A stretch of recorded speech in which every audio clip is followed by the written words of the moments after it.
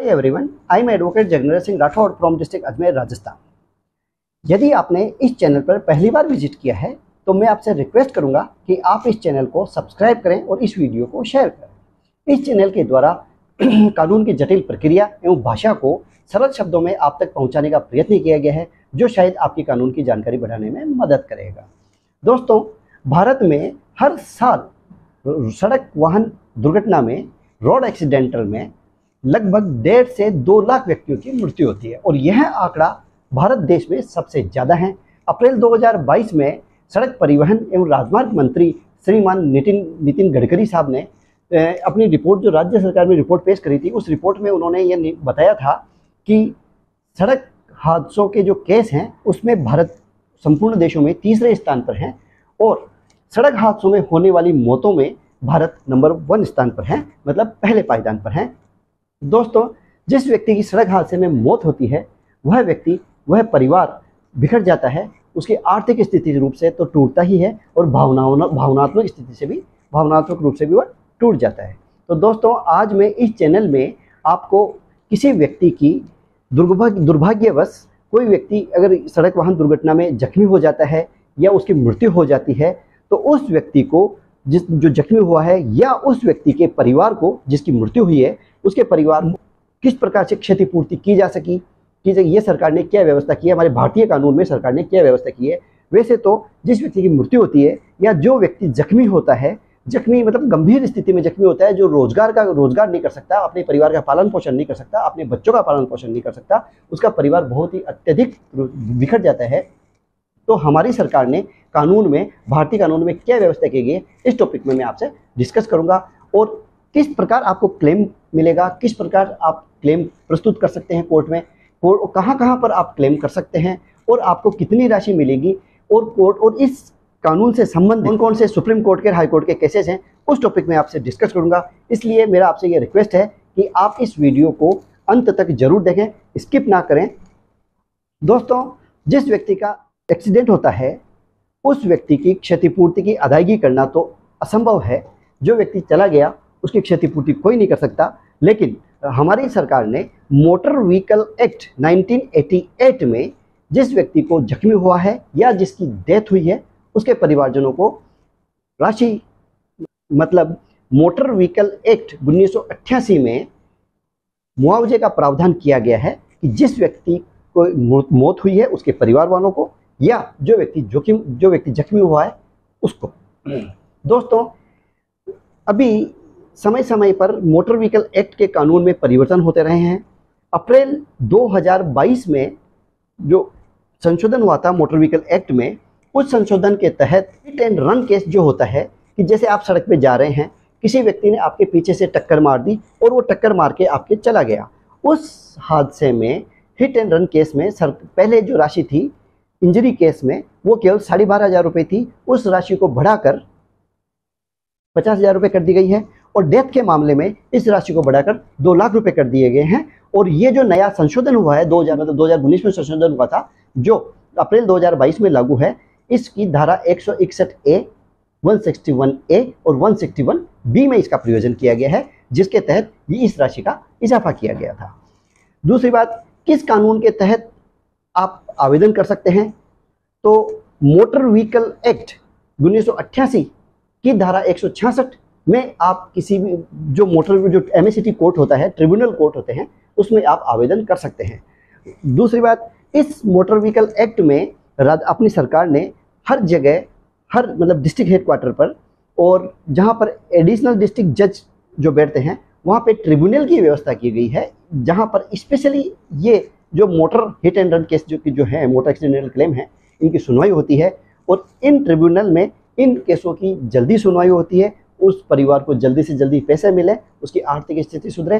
तो इसलिए ये प्रयास किया जाता है कि इन केसों की और प्रक्रिया भी बहुत ही सरल रखी गई है इस केस में। दूसरी बात, यदि किसी व्यक्ति का एक्सीडेंट हो जाता है या किसी व्यक्ति की इस दुर्घटना में मृत्यु हो जाती है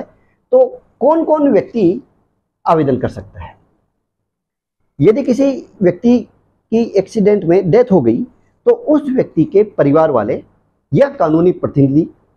इस केस के लिए दावा कर सकते हैं। कानूनी प्रतिनिधि या परिवार वाले में पत्नी, माता पिता, बच्चे, जो ब्लड रिलेशन है, वो इस केस में दावा कर सकते हैं।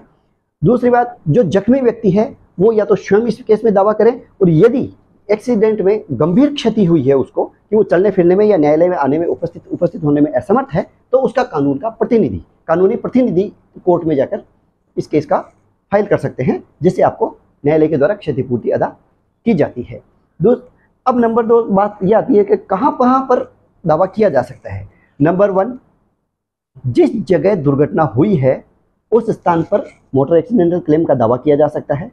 नंबर 2, जहां पर इंजर्ड व्यक्ति या जिसकी डेथ हुई है उसके परिवार वाले जहां पर निवास करते हैं उस क्षेत्र के ट्रिब्यूनल में यह दावा किया जा सकता है, या जहां पर जिस व्हीकल के द्वारा एक्सीडेंट हुआ है या जिस व्हीकल ने टक्कर मारी है उसका मालिक जहां पर निवास करता है वहां के क्षेत्राधिकार के ट्रिब्यूनल में यह दावा किया जा सकता है।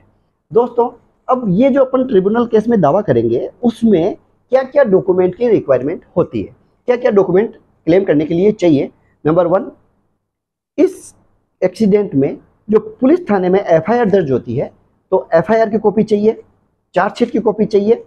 इंजरी के केस में जहाँ पे व्यक्ति जख्मी हुआ है उस केस में इंजरी रिपोर्ट और एक्सरे रिपोर्ट चाहिए, और जिस केस में व्यक्ति की डेथ हुई है उस डेथ के केस में पोस्टमार्टम रिपोर्ट की आवश्यकता है। प्लस जो क्लेम कर रहा है उसकी पहचान से संबंधित दस्तावेज जैसे आधार कार्ड, वोटर आईडी कार्ड, पहचान पत्र, राशन कार्ड, कुछ भी हो सकता, पासपोर्ट, कुछ भी हो सकता है। दूसरी बात, इस एक्सीडेंट होने पर सबसे पहले आपको क्या करना चाहिए। एक्सीडेंट होते ही आप सबसे पहले पुलिस थाने में सूचना करें, इंश्योरेंस कंपनी में सूचना करें। पुलिस थाने पर सूचना करने के बाद पुलिस वहां पर जांच करने के लिए आएगी, नक्शा मौका बनाएगी, लोगों जो आसपास में जिन्होंने घटना देखी है उसके बयान लेंगी, और जो उनको संबंधित आवश्यक कार्रवाई होगी वो सभी कार्रवाई की जाएगी। इसमें जिस व्हीकल ने एक्सीडेंट किया है उस व्हीकल को जब्त किया जाएगा, उसके डॉक्यूमेंट पुलिस कलेक्ट करती है जिसमें आरसी, इंश्योरेंस, ड्राइविंग लाइसेंस, और जो ओनर है उसके आईडी से संबंधित डॉक्यूमेंट, और जो ड्राइवर है, गाड़ी कौन चला रहा था, उसके